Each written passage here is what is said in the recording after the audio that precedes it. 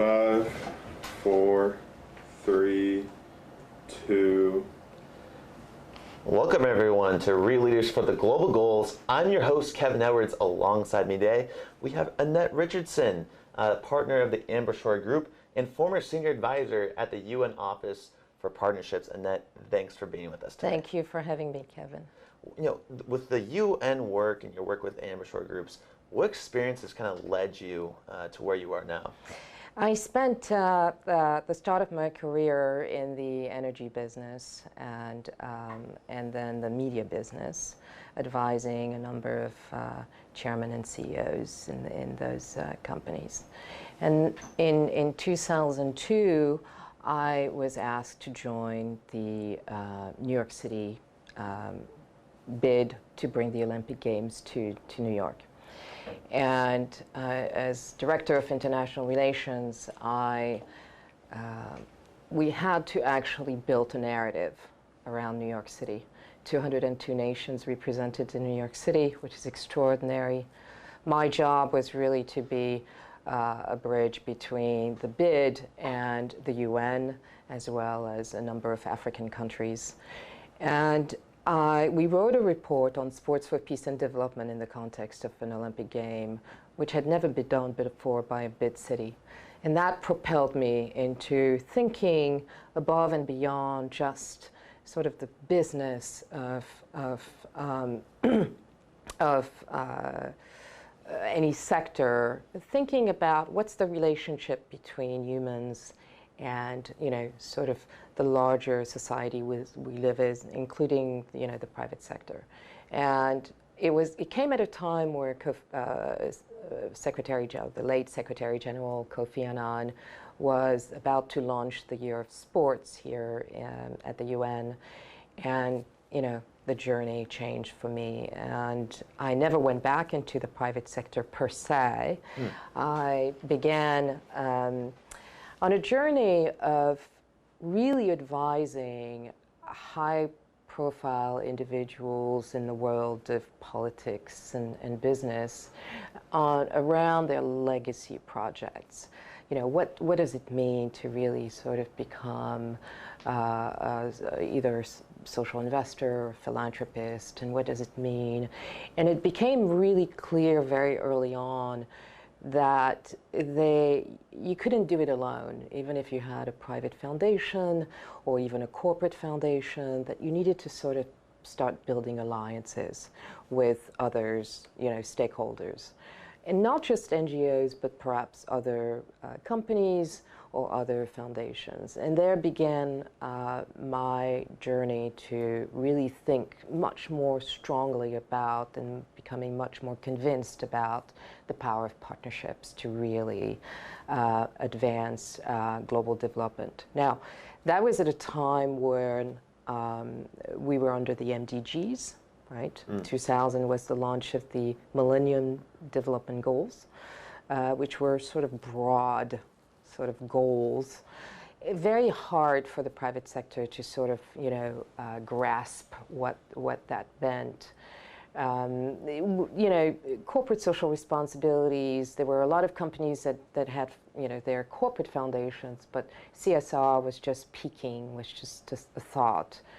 And it, you know, in 2008, the executive director of the UN Office for Partnership was leaving, was retiring, and asked me to come in and help sort of think and support or rethink what partnership meant with the private sector. And so I took on the job of senior advisor in the Partnership Office. And we with colleagues at the Partnership Office and leadership of the Partnership Office, including at the time the Deputy Secretary General, started thinking about, you know, what does it take to bring what does it take to have conversations with the private sector?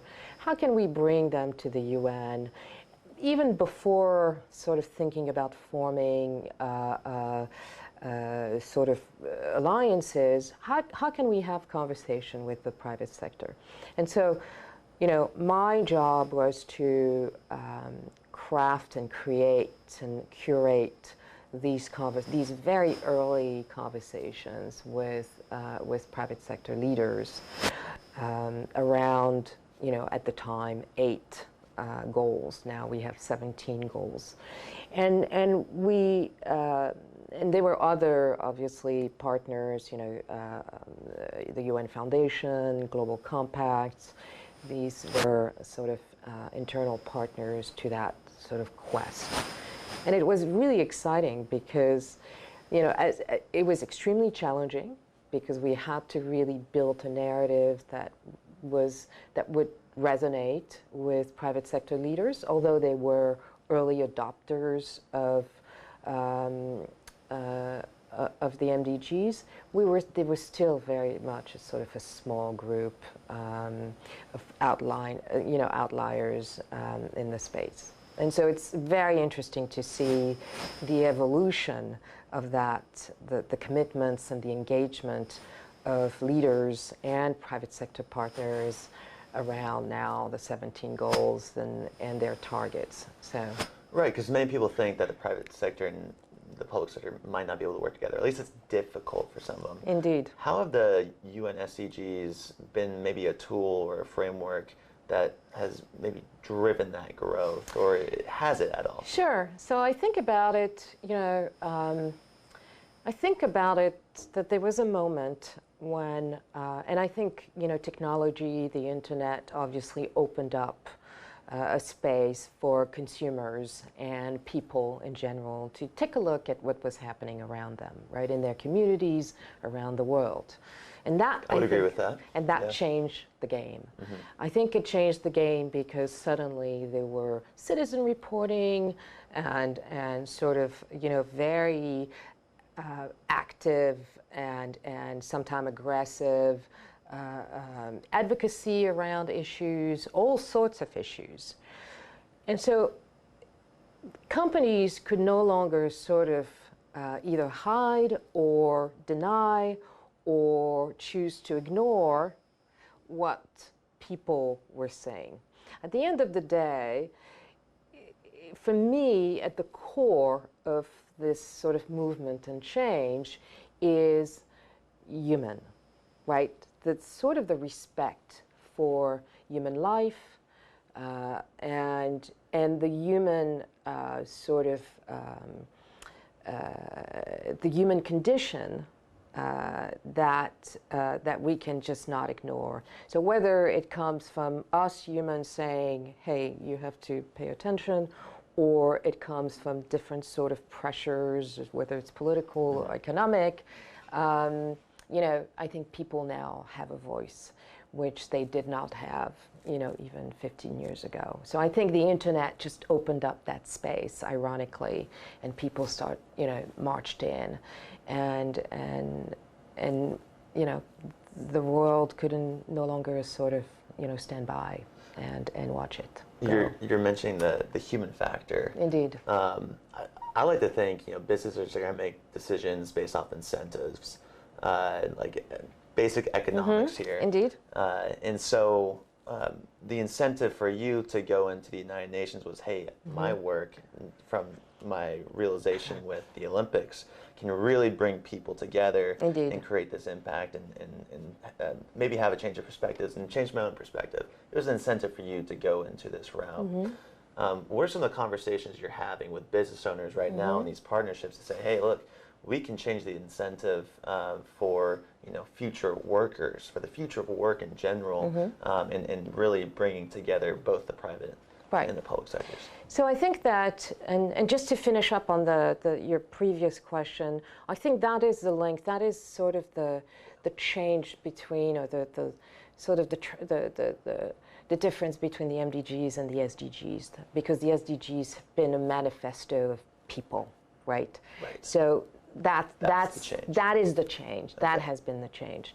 Now, I like that. What I hear is there is a question of relevance, and there's a question of companies have, and certainly a lot of leaders now recognize that, is that it is very hard to sort of stand by, even from a business perspective, that you have to align your values, your sort of financial values, with now your sort of human values.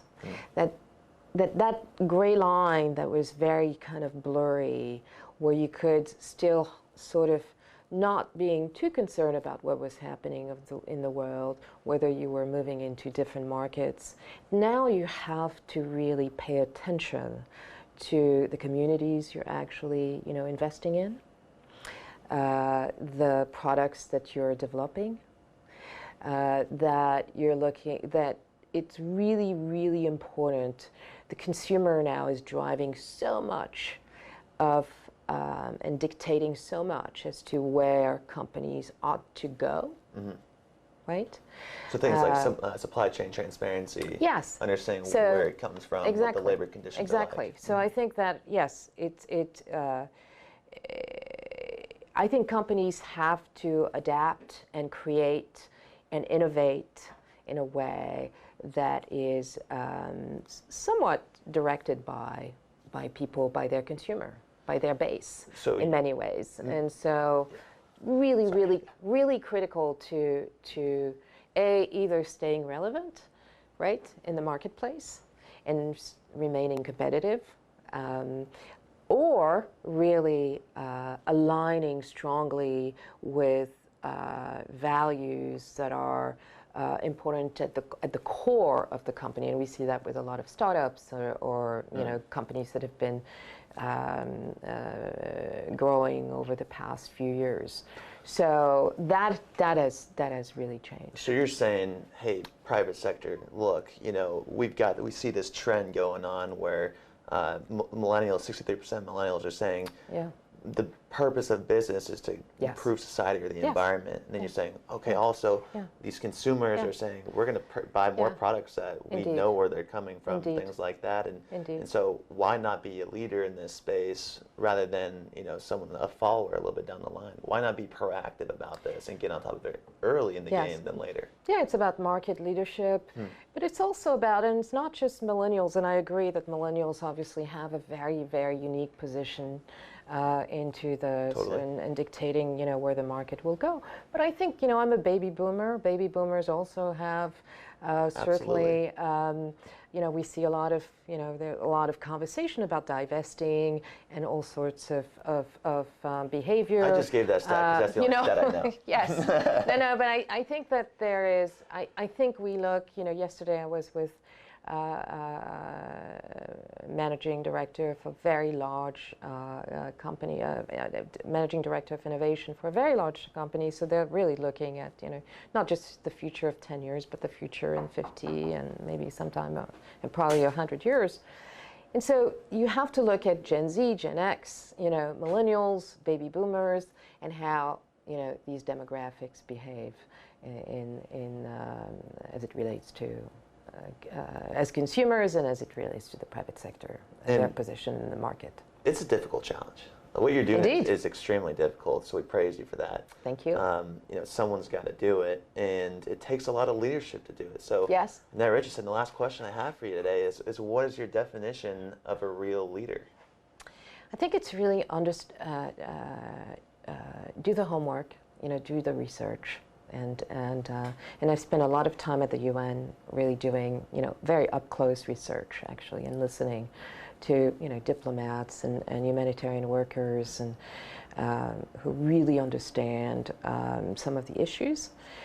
And then listen to what sort of the people are saying. And listening is, a new sort of trait that really leaders have to adopt, and then build on that, whether it's internally within their companies, or behave externally to interface with the world at large.